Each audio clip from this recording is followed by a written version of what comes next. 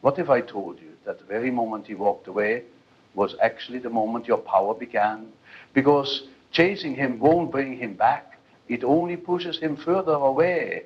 And deep down, you already know that. Carl Jung once said, what you resist not only persists, but grows in size. This video isn't about playing games. It's about awakening the version of you that no longer begs for breadcrumbs. But if you've ever found yourself staring at your phone, heart racing, fingers shaking, wondering, should I text him? This is the message you've been waiting for, the answers no one gave you, the healing you craved. Stay with me. The truth you are about to hear will change everything. The power of doing nothing when he starts pulling away. Have you ever felt that sinking ache in your chest when a man who once chased you like his world revolved around you suddenly grows distant, cold, quiet? You overthink every message. You wait for his replies like they're oxygen, and still silence. Here's the truth that most never tell you. Chasing him in this moment is the very thing that will push him further away. Now I know, silence feels unbearable. The urge to fix it, to reach out, to remind him what you meant, it's overpowering. But here's the dark psychological truth. Most men don't pull away because they stop caring. They pull away because they're addicted to their ego being fed. And when your energy is constantly pouring into them, texting, over-explaining, asking for clarity, you become comfort, predictable, available. And here's what psychology has shown us. What is always available loses its value in the subconscious mind. Carl Jung understood one timeless truth. The parts of ourselves we abandon in the name of love become the ghosts that haunt us the most. In other words, when you start losing yourself in the pursuit of his validation, you disconnect from your worth. Here's what really happens. His emotional unavailability isn't personal, it's a reflex born from fear. The moment a woman gives too much, too soon, he subconsciously feels suffocated. Why? Because his masculine instinct is wired for pursuit, not comfort. And yet most women do what feels natural. They text more. They offer more love, more reassurance, trying to pull him closer. But ironically, that effort only confirms to him that the chase is over. And when the chase dies, so does his emotional engagement. So what should you do instead? You do nothing. Not out of revenge, but out of wisdom. You shift your focus back to yourself. You sit with the discomfort and let it teach you that your value isn't determined by someone else's attention span. You reclaim your presence, your energy, your self-respect. That is the power move. And when you do that, not with bitterness, but with quiet confidence, you send a message far louder than any text. You say, I don't chase love, I attract it. And I refuse to beg for someone who forgot how to see me. Let this be your turning point, not into anger, but into power. His silence is a test, not of your worth, but of your boundaries. Why does it always seem like the moment you start caring a little more, he starts caring a little less? It's almost like clockwork. You open your heart, you let your guard down, and just when it feels safe, he disappears. No explanation, no closure, just a cold space where connection used to live. And here's the hardest truth. The more you try to fix that space by texting, chasing, or proving your love, the more invisible you become to him. This isn't because you're not enough. It's because male psychology responds not to comfort, but to distance.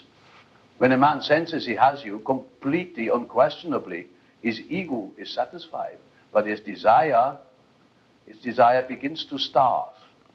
That's the paradox of masculine psychology. The moment the chase ends, his internal instinct starts searching for something else to conquer. Carl Jung understood that the human psyche is driven not just by what is, but by what is missing. For many emotionally unavailable men, emotional closeness feels like surrendering control. So when you give too much, constant affection, reassurance, availability, it triggers his fear of losing autonomy.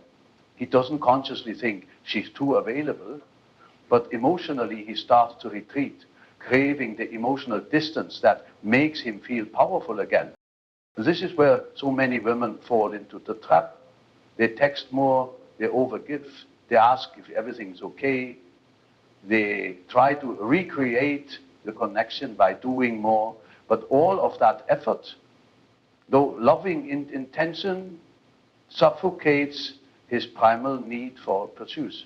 What once felt like a spark becomes something he needs to escape. So what's the shift? You stop proving. You start observing. You recognize that his silence is not a call to action. It's a mirror showing you whether this relationship truly honors your energy. You don't chase. You breathe. You pause. And you return to yourself. Because when you meet his withdrawal with your own presence, you flip the dynamic. You remind him, not with words, but with energy, that you are the prize, not the persuader. In that stillness, you become magnetic. Not because you're playing games, but because you finally remember your own gravity. Let his ego wander. Let your energy speak. And let your silence become the most powerful thing he's ever felt. The more you try to prove your worth, the more he questions it. Why is it that the more you show up for him, the more he disappears? You try harder, you love deeper, you give more, but instead of pulling him closer, it pushes him away. And what was once connection starts to feel like quiet rejection. Here's the dark truth. When you try to earn love from someone emotionally unavailable, you slowly teach him to devalue your presence. The core psychological pattern behind this is not about love, it's about power. Many men, especially those with fragile egos or unresolved emotional wounds, use emotional distance to regulate their own self-worth. When you show up constantly texting, explaining, proving, chasing, it reassures his ego, but not his heart. His validation rises while your value in his eyes suddenly falls. He doesn't feel the need to step up because you're already doing all the emotional lifting. Carl Jung understood one fundamental truth of the human psyche. What we chase runs, what we embody attracts. And that truth is painfully real in modern relationships. The moment you begin to prove yourself to someone who hasn't even earned your vulnerability, you enter a psychological loop of imbalance where his comfort zone is preserved and your emotional energy is drained. This is why women often fall into the spiral of over-texting, seeking reassurance, or explaining themselves. You're not doing this because you're weak, you're doing it because you're human and your heart is wired for connection. But when the man on the other side is emotionally unavailable, your natural instinct to fix or repair only fuels the imbalance. So what's the empowered shift? It's radical self-containment. It's a decision to stop showing up where there's no mutual presence. It's choosing silence, not to punish, but to protect your peace. When you stop performing for validation, you reclaim your value in full, and in that stillness, you give him and yourself space to realize what was always true. Your word doesn't need to be proved. The thing, it needs to be recognized. And if you can't rise to that, let him fall away. You're not here to convince someone to love you. You're here to be loved without negotiation.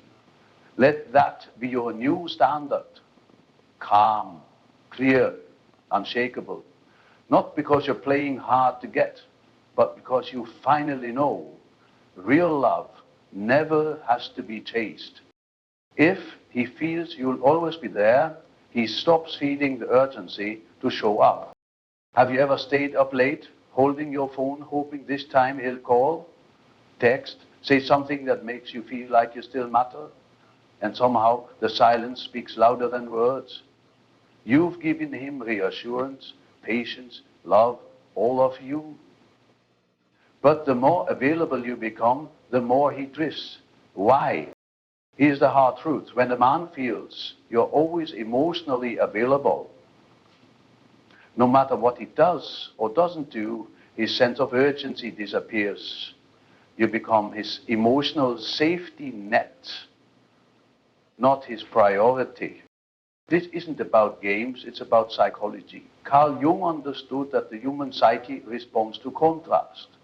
Without tension, without uncertainty, there's no motivation for change. When a man knows you'll always be there, even in his absence, his subconscious relaxes. He doesn't need to chase because comfort replaces curiosity, and curiosity is the root of attraction. Female psychology is wired to value what feels earned. Ego-driven men in particular associate validation with effort, not with availability. If he didn't have to work to keep you, his brain registers your presence as a given, not a gift. The paradox? The more you try to prove your loyalty, the more he takes it for granted. This is why women, in an attempt to feel seen, often over-communicate, seek closure, or remind him of their worth. But every time you do, you relieve him of the responsibility to miss you, reflect on his actions, or grow emotionally. So what do you do instead? You see, we create a powerful boundary called space. You remove your constant presence, not out of bitterness, but out of self-respect. You stop reminding him that you're waiting, and instead remind yourself that your time, energy, and love are sacred. Because when you lean back instead of lean in, the balance resets. He's forced to confront your absence. He notices the silence. He feels the shift. And from that space, he either grows toward you or reveals he never had the capacity in the first place. Either way, you win. Because now, you're not waiting to be chosen, you're choosing you. Then in that choice you rise. Steady, grounded, powerful. You're not the fallback plan, you're the standard. They let him rise to meet it or let him go. Ignoring isn't cruelty, it's clarity for a man who's emotionally confused. Have you ever felt that aching in your chest? Not from a fight, but from the silence that follows when he pulls away. And you don't know what you did wrong. So you reach out, you text, you check in, hoping to restore the connection, but the more you try, the more distant he becomes. And that's the torment, giving your energy to someone who disappears the moment he feels your closeness. Here's a dark yet liberating truth. Sometimes ignoring a man isn't about punishing him. It's about protecting your peace. Because when a man is emotionally unavailable, your attention doesn't pull him closer. It pushes him deeper into retreat. Psychologically, this taps into a man's ego and his need for internal control. When a man senses a woman is always available, emotionally, mentally, energetically, he feels no urgency to engage, reflect, or pursue. He knows your presence is guaranteed. And that certainty creates complacency. Men don't fall in love with comfort. They awaken in the presence of contrast. Carl Jung grasped this well, that clarity of self creates confrontation with the other's truth. When you stop filling the silence with your effort, he is finally left to face his own emptiness, his own detachment, his own fear of intimacy. Women often try to bridge the emotional gap by giving more text, more reassurance, more love. But here's the paradox.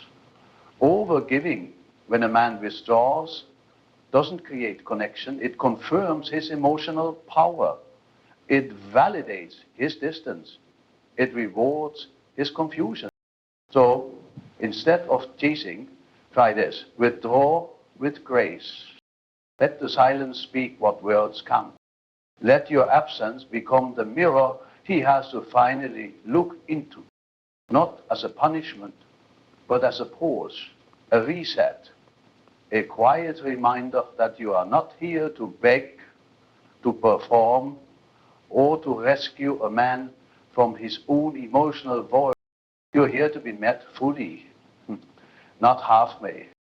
And if he doesn't rise to that level, let it be. Because the woman who can hold her power in silence is the woman who commands respect without ever needing to demand it. You are not here to prove your worth, you are here to embody. No, not from anger, but from awareness. This is not rejection, it's redirection. And sometimes your silence is the most honest thing you'll ever say.